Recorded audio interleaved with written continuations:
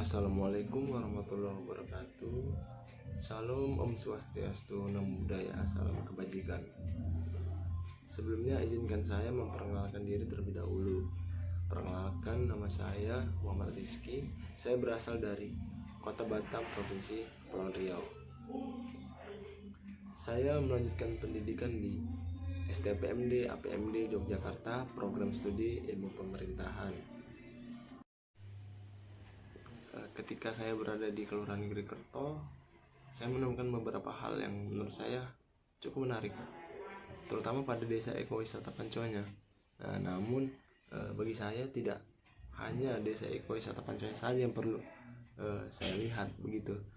Masih banyak hal-hal menarik lainnya seperti pada pertanian, perkebunan dan lain-lain. Seperti kita tahu, di Kelurahan Girikerto ini komoditi aslinya adalah salak, karena hampir 80% itu adalah perkebunan salak. Jadi begitu banyak salak yang kita temukan.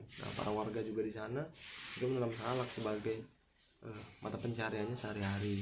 Namun tidak hanya pada perkebunan salak saja, masih ada beberapa warga sekitar juga melakukan budidaya ikan, terus peternakan sapi, kambing dan lain-lain.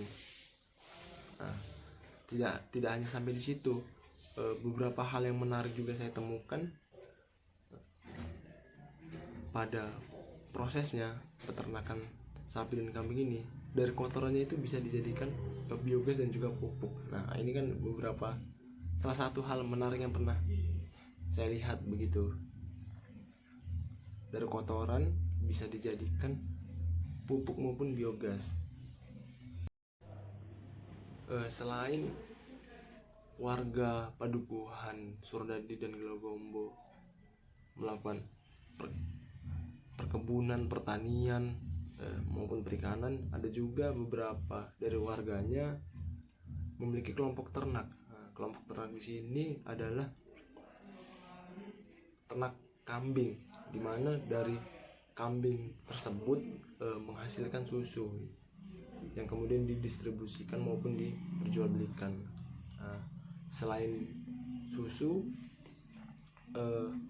di kelompok ternak ini juga menghasilkan limbah, yakni limbah dari kotoran kambing yang kemudian dikelola menjadi pupuk.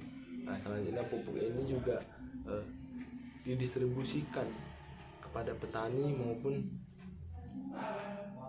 pihak-pihak yang membutuhkan pupuk. Jadi tidak hanya berternak, juga selain itu warga dari kelompok tani ini juga memanfaatkan dari hasil limbahnya yang begitu banyak manfaatnya yang bisa dilihat. Jadi tidak ada sesuatu yang terbuang sia-sia pada pengelolaan peternakan tersebut.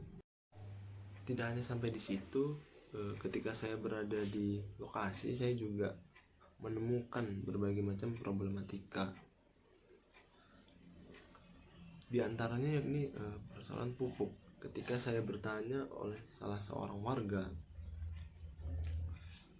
terkait perkebunan dan pertanian, tidak tersengaja menyinggung kepada soal pupuk, di mana beliau menjelaskan pupuk ini sulit untuk didapatkan dan harganya juga sangat mahal. Dan ketika ingin mendapatkan pupuk subsidi itu harus masuk yang namanya kelompok tani dan memiliki kartu keanggotaan kelompok tani tersebut. Dan jika tidak ada kartu tersebut, maka para petani tidak bisa mendapatkan pupuk subsidi yang harganya jauh lebih murah dibandingkan pupuk yang non subsidi. Mungkin sedikit harapan saya kepada pemerintah kelurahan maupun pemerintah terkait untuk memperhatikan masalah pupuk ini untuk memajukan para petani terutama. Mungkin itu saja hal yang dapat saya sampaikan pada kesempatan kali ini. Apabila ada salah kata maupun perbuatan, saya mohon maaf yang sebesar-besarnya, dan sampai jumpa di kesempatan berikutnya. APMD Jaya.